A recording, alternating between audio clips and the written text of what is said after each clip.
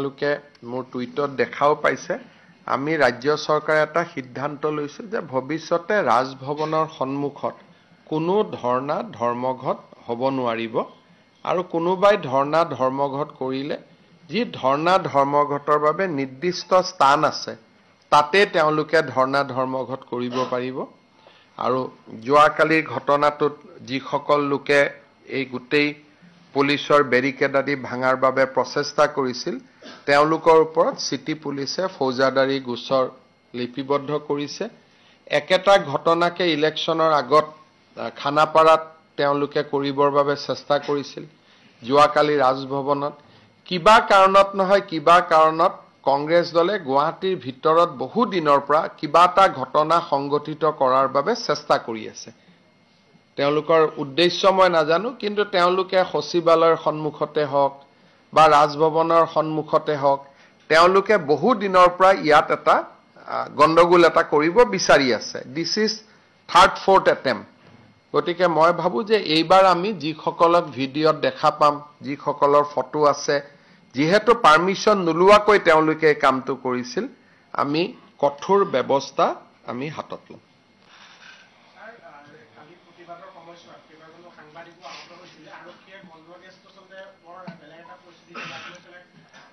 চক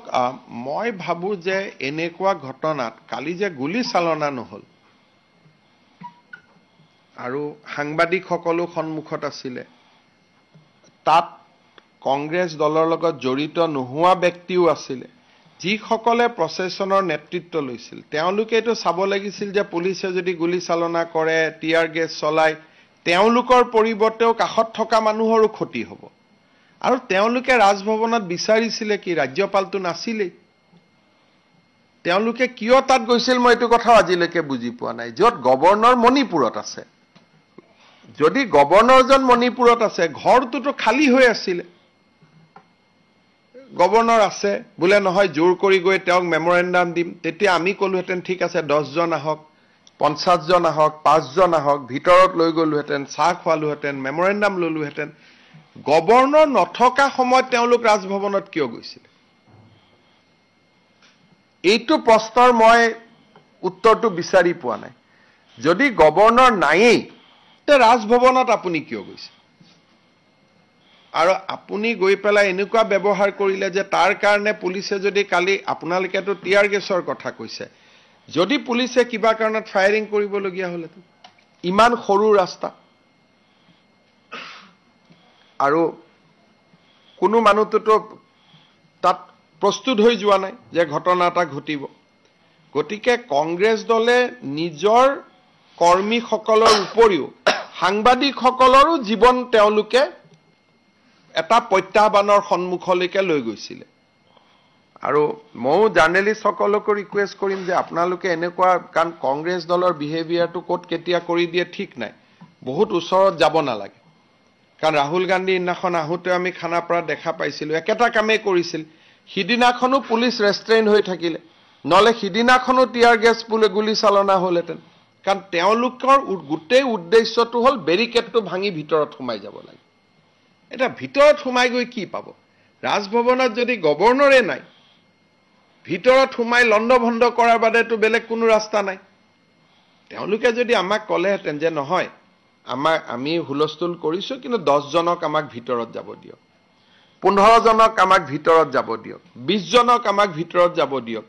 যদি ভিতৰত ৰাজ্যপাল থাকিলেহেতেন আমি তেওঁলোকক মাতি লৈ গলোহেতেন যে আহক লক কৰক এটা যত ৰাজ্যপালে নাই তাত তেওঁলোকে কিয় হুলস্থুল কৰি আছিল এই প্ৰশ্নটোৰ উত্তৰ মই আজিলৈকে বিচাৰি পোৱা নাই যে গভৰ্ণৰ নাই তেওঁলোকেওতো জানে গভৰ্ণৰ মণিপুৰত আছে গতিকে তেওঁলোকে তাতে কিয় গৈছিল ৰাজ্যপাল নোহোৱা ৰাজভৱনটোত কিয় গৈছিল এইটোৰ এটা মই ভাবো যে কাৰণটো বিচাৰি উলিয়াব লাগে আৰু তেওঁলোকৰ মই যিমান দূৰ বুজো তেওঁলোকে তাতে হুলস্থুল কৰি পুলিচক উত্তেজিত কৰি ফায়াৰিং আদি কৰোৱাব খুজিছিল আৰু বিষয়টো টিয়াৰ গেছতে সমাপ্ত হল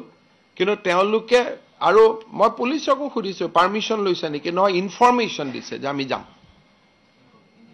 ইন্টিমেশন পাৰমিশন বিচৰা নাই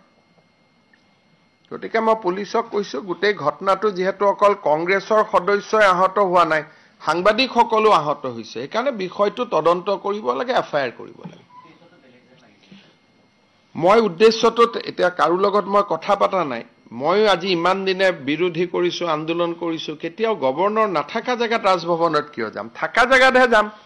গৈ পেলাই তাতে কি হয় আমি যেতিয়া আন্দোলন কৰো তাতে পুলিচে আমাক বাধা দিব আমি কম আমি যাম তেতিয়া এটা আলোচনা হয় যে ঠিক আছে গুটেই যাব নালাগে 10 জন ভিতৰত আহক বা 5 জন ভিতৰত আহক তেতিয়া পুলিচে 10 জন বা 5 জনক ভিতৰত লৈ যায় তেওঁলোকে গভৰ্ণৰক মেমৰেন্ডাম দি উভতি আহে কালিতো তেনেকুৱা দাবী কৰা নাই যে আমাৰ 10 জনক যাব দিয়ক 20 জনক যাব দিয়ক 50 জনক যাব দিয়ক কোনোতো দাবীও কৰা নাই তেওঁলোকে আৰু তেওঁলোকে নিজেও জানে গভৰ্ণৰ ভিতৰত নাই গতিকে এই গুটেই ঘটনাটো মই আজি কেইদিনমানৰ পৰা দেখি আছো যে এটাটো তেওঁলোকৰ দুইজন নেতা কোনজন বেছি শক্তিশালী সেই এটা প্ৰতিযোগিতা হৈ আছে আৰু সেই প্ৰতিযোগিতাটোৰ ফলত ক্ষতি আমাৰ হৈ আছে ৰাইজৰ যোন ডাঙৰ আমাৰ কোনো আপত্তি নাই কিন্তু দুইজন নেতাৰ মাজত অঘোষিত ৰাজনৈতিক প্ৰতিযোগিতাৰ কাৰণে আমাৰ বেলেগৰ যাতে জীৱন বিপন্ন নহয় সিদিনাখনো আপোনালোকে চাব যে ৰাহুল গান্ধীৰ আগত কোন ডাঙৰ নেতা হ'ব পাৰে তাৰ কাৰণে তেওঁলোকে খানাপাৰাত হুলস্থুল লগাই দিলে আজিও যে মই ডাঙৰ নেতা হ'ম বুলি দুইজনৰ মাজত অঘোষিত ৰাজনৈতিক প্ৰতিযোগিতাৰ কাৰণেও সাধাৰণ মানুহ যাতে বিপন্ন নহয় হেতু চোৱা উচিত So in the national context also today unprecedented scene unfolded in front of parliament and in fact an MP from the Nagaland was also physically pushed by Rahul Gandhi leader of opposition. That आज जो हुए ये बहुत ही निंदनीय है राहुल गांधी जी ने पहले हाथ उठाए हमारे एक बड़ी सांसद सारंगी जी का ऊपर फिर वही सिलसिला को आगे बढ़ाते हुए हमारे जो नागालैंड से राज्यसभा को प्रतिनिधित्व करते हैं महिला सांसद है उनका ऊपर भी उन्होंने जो भी वो बता रहे थे बहुत ही क्लोज प्रॉक्सिमिटी में चला गया था मैं उनका ही भाषा को बोलना चाहता हूं ये उन्होंने संगठित किया है मैं राहुल गांधी जी को निवेदन करूंगा और मैं उनको ये डिमांड भी करूंगा कि आपने जो नागालैंड का महिला सांसद महोदया का ऊपर जो किया है उससे उत्तर पूर्व का जनता बहुत ही क्षोभित है उत्तर पूर्व का जनता बहुत आहत है आप जल्दी जल्दी माफी मांगिए किसलिए हमारे महिलाओं का ऊपर आपने जो अभद्र आचरण किए उससे हमारा लोग काफी नाराज है और ऐसा बात को हम कभी स्वीकार नहीं कर पाऊंगा मैं आपको पहले तो निवेदन सबका व्यवहार कर रहा हूं बट अगर आप निवेदन में माफी नहीं मांगेगा तब हम हमारा तरीका से आपको फोर्स करेगा आप माफी मांगे हमारा जनता को थैंक यू